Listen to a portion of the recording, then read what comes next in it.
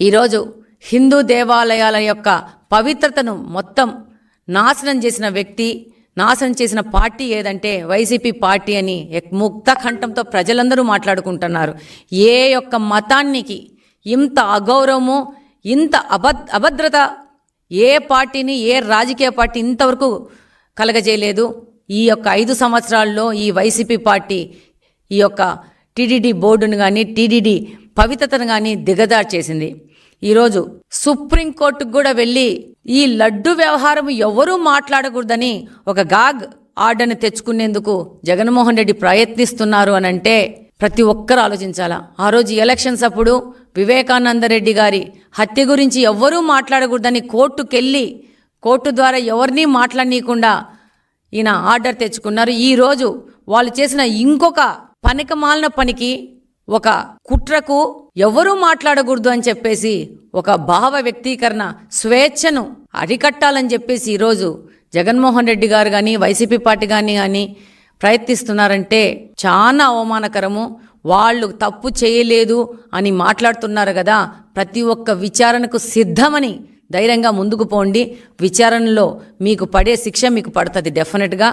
కానీ హిందూ మత ఆచారాలను, సాంప్రదాయాలను, సంస్కృతిని దెబ్బగొట్టిన వ్యక్తిగా జగన్మోహన్ రెడ్డి గారు కానీ, వైసీపీ పార్టీ కానీ ఈరోజు చరిత్రలో నిలిచిపోయింది. ఈ యొక్క అపవాదును మీరు ఎన్ని కుట్రలు వేసినా, ఎన్ని కుతంత్రాల మీద పోయినా కూడా మీరు చెరుపుకోలేరనేది వాస్తవము. ఇంతటికి ఈ యొక్క మీ నాటకాలు, డ్రామాలు ఆపేసి విచారణకి సహకరించండి. విచారణలో వచ్చే ఫలితాన్ని అనుభవించడానికి కూడా సిద్ధంగా ఉండని మిమ్మల్ని అందరినీ నేను కోరుకుంటున్నాను. Thank you very much. డెఫినెట్గా జగన్మోహన్ రెడ్డి గారు ఈరోజు 11 సీట్లతో గెలిచి ఆయన చేయడానికి పని ఏమీ లేక, ఆయన తన మీద ఉన్న ఈ యొక్క ఆరోపణలను ఎదుర్కోలేక ఇలాంటి ఒక నాటకాలకు మొదలు పెట్టారు. ఈయనను చూస్తే ఈయన అధికారంలో ఉన్నప్పుడు ఏ రోజు బయటికి రాలేదు, ఏ రోజు ప్రజలను కలిసిన పాపాన లేదు. ఈయనని కంప్లీట్గా అపోజిషన్లో కూర్చోబెడితే ఈయన కనీసము నడవడము, తిరగడము, బయటికి రావడం అనేది చేస్తాడు. లేకపోతే ఈయన రాజకీయాలకు మాత్రమే పనికిరాని వ్యక్తిగా తనను తాను నిరూపించుకుంటున్నాడు.